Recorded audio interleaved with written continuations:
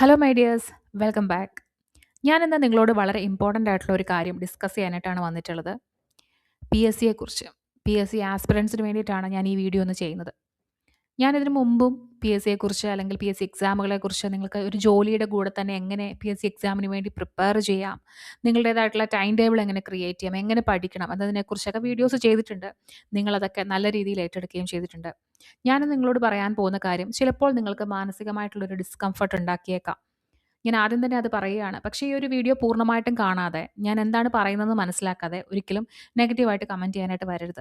ഞാൻ പറയുന്ന കാര്യം കൃത്യമായിട്ട് മനസ്സിലാക്കുക. നിങ്ങളൊരു പി എസ് സി ആസ്പിറൻ്റ് ആണെങ്കിൽ, അല്ലെങ്കിൽ നിങ്ങൾക്കറിയുന്ന ഒരു വ്യക്തി പി എസ് സി ആസ്പിറൻ്റ് ആണ്, പി എസ് സി എക്സാമുകൾ എഴുതുന്നു എന്നൊക്കെ ഉണ്ടെങ്കിൽ ഉറപ്പായിട്ടും ഈ വീഡിയോ അവർക്കൊന്ന് അയച്ചു കൊടുക്കാനും ശ്രദ്ധിക്കണേ. കാരണം ഒരുപാട് പേർക്ക് വേണ്ടിയിട്ടാണ് ഞാൻ ഈ വീഡിയോ ചെയ്യുന്നത്. അടുത്തിടയ്ക്ക് പി എസ് സിയുടെ ഏജ് ലിമിറ്റ് 40 വയസ്സിലേക്ക് ഉയർത്തി എന്ന് കണ്ടു.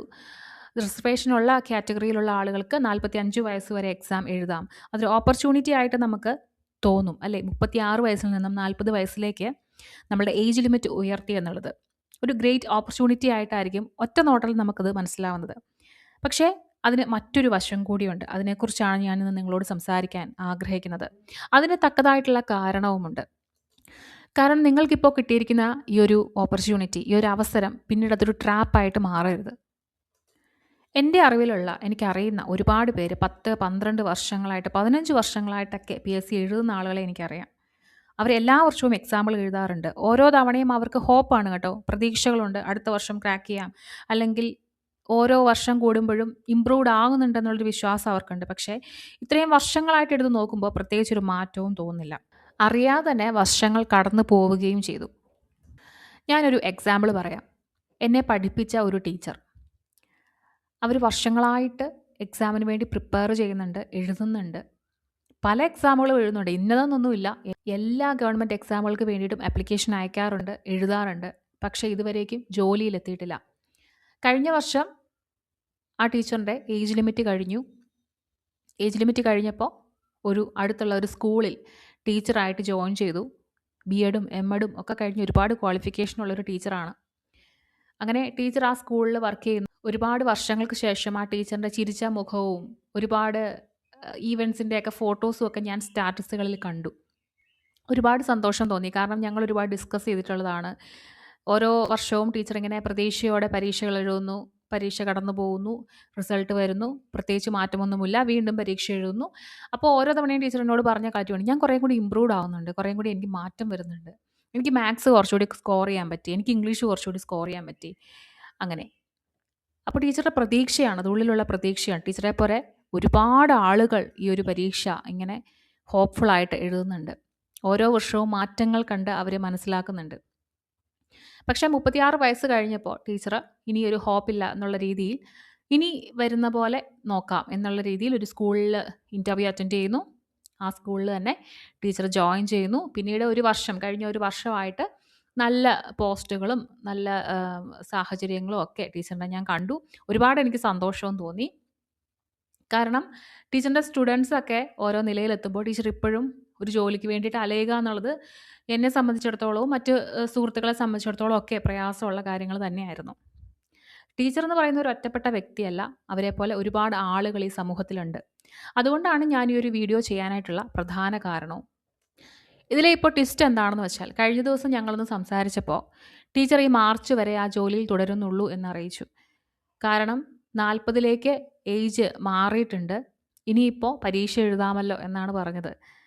പക്ഷേ ആ ജോലിയിൽ തുടർന്നുകൊണ്ട് പരീക്ഷ എഴുതാൻ എനിക്ക് എൻ്റെ ടീച്ചറെ ഉപദേശിക്കാൻ സാധിക്കുമോ? പക്ഷേ എന്നിട്ടും ഞാൻ സംസാരിച്ചു ടീച്ചറുടെ അടുത്ത്. അപ്പോൾ ടീച്ചർ ഇങ്ങനെ കുറേ കാര്യങ്ങൾ ഞങ്ങൾ ഡിസ്കസ് ചെയ്തു. ഞങ്ങൾ പിന്നീട് ഫോണിൽ സംസാരിച്ചു. അപ്പോൾ ടീച്ചർ ആ ജോലി റിസൈൻ ചെയ്യുന്നില്ല, പകരം എക്സാം കണ്ടിന്യൂ ചെയ്ത് എഴുതാം എന്ന് തീരുമാനിക്കുകയാണ് ചെയ്തത്. ശരിക്കും ടീച്ചറിനെ ആ ഒരു ജോലി റിസൈൻ ചെയ്തേക്കാം എന്ന് ചിന്തിപ്പിക്കാനുണ്ടായ സാഹചര്യം എന്തായിരിക്കും? പ്രതീക്ഷ അല്ലേ? വീണ്ടും ഒന്നുകൂടി ശ്രമിച്ചു കഴിഞ്ഞാൽ എനിക്കിത് കിട്ടും എന്നുള്ള ആ ഒരു പ്രതീക്ഷ. അത് വളരെ നല്ല ഒരു കാര്യമാണ്. പക്ഷേ അതേ സമയത്ത് നമ്മളുടെ ഒരു 5 വർഷം കൂടി അല്ലെങ്കിൽ ഒരു 4 വർഷം കൂടി നഷ്ടപ്പെടുത്താൻ കഴിവുള്ള ഒരു തീരുമാനം കൂടിയാണ്. ടീച്ചറിൻ്റെ 18ാമത്തെ വയസ്സ് തൊട്ട് ടീച്ചർ ഈ പരീക്ഷ എഴുതുന്നതാണെന്നാണ് പറഞ്ഞത്. പല പരീക്ഷകളും എഴുതി. 23 വയസ്സ് വരെ വെറുതെ ഇങ്ങനെ പരീക്ഷകൾ എഴുതി അതിനുശേഷം സീരിയസ് ആയിട്ട് പ്രിപ്പയർ ചെയ്ത് എഴുതാൻ തുടങ്ങി. ഇപ്പോഴും എത്രയോ വർഷങ്ങൾ 10 വർഷമായിട്ട് വളരെ സീരിയസ് ആയിട്ട് എക്സാം എഴുതുന്നു. പക്ഷെ ഒന്നിലേക്കും വന്നിട്ടില്ല.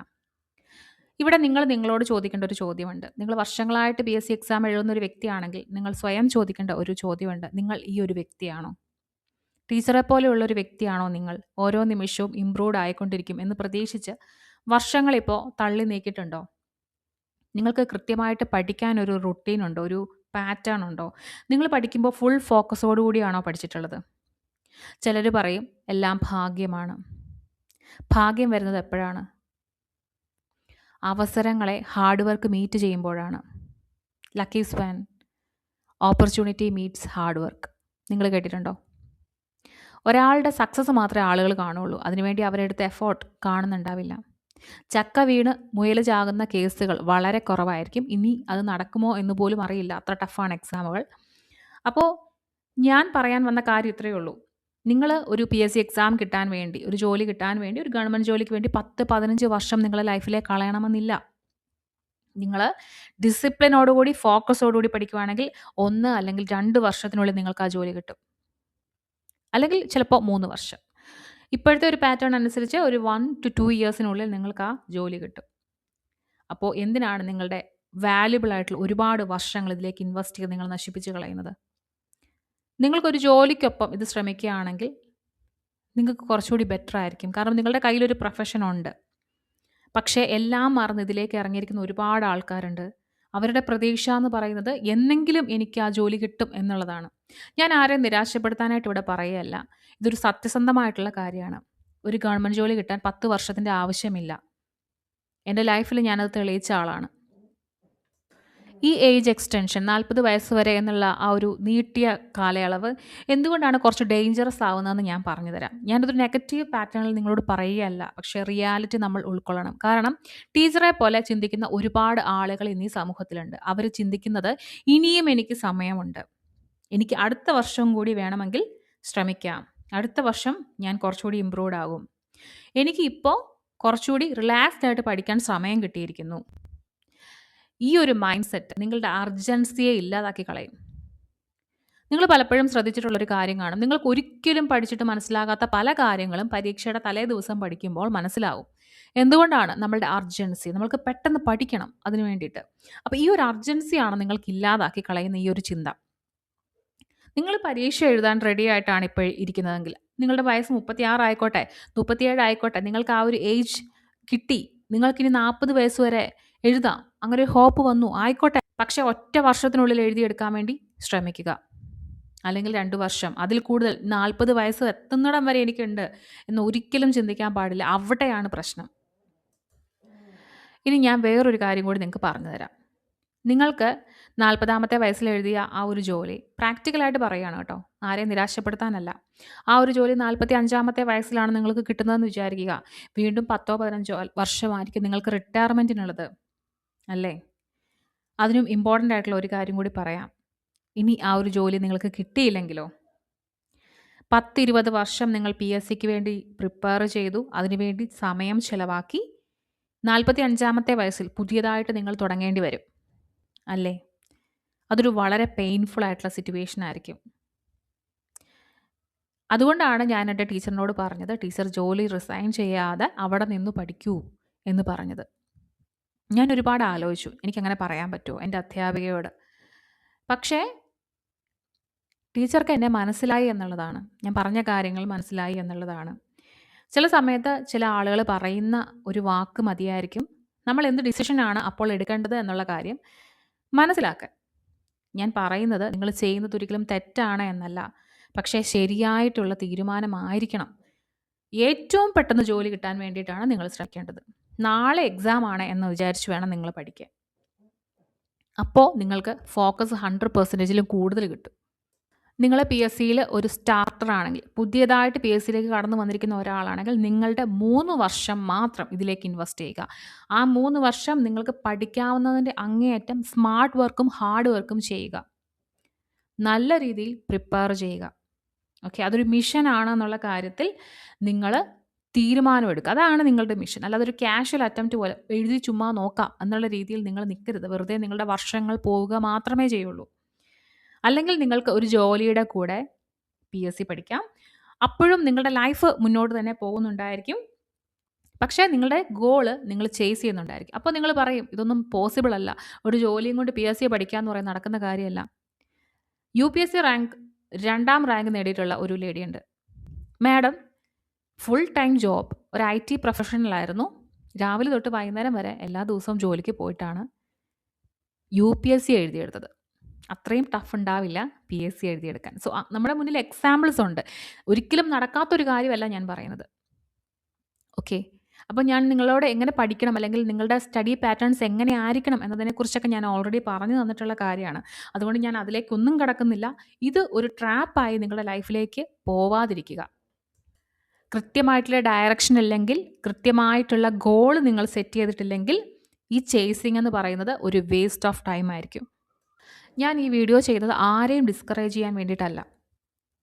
പക്ഷേ നിങ്ങൾക്ക് യഥാർത്ഥത്തിൽ ഒരു ഗവൺമെൻറ് ജോലി വേണം എന്നുണ്ടെങ്കിൽ നിങ്ങൾ വളരെ സീരിയസ് ആയിട്ട് നിങ്ങളുടെ ഏറ്റവും ബെസ്റ്റ് കൊടുത്തുകൊണ്ട് പ്രിപ്പയർ ചെയ്യുക.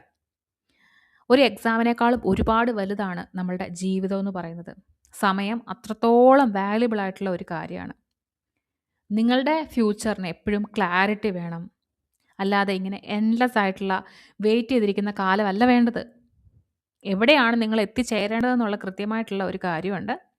നിങ്ങൾ ഈ വീഡിയോ കാണുന്നത് ഒരു PSC ആസ്പിറൻ്റ് ആണ്, അല്ലെങ്കിൽ നിങ്ങൾ PSC എക്സാം എഴുതി തുടങ്ങുന്ന ഒരാളാണെങ്കിൽ നിങ്ങൾ നിങ്ങളോട് തന്നെ ചോദിച്ചു നോക്കുക, നിങ്ങളുടെ ഗോൾ അച്ചീവ് ചെയ്യാനുള്ള അത്രയും സീരിയസ് ആണോ നിങ്ങൾ ഈ ഒരു കാര്യത്തിൽ?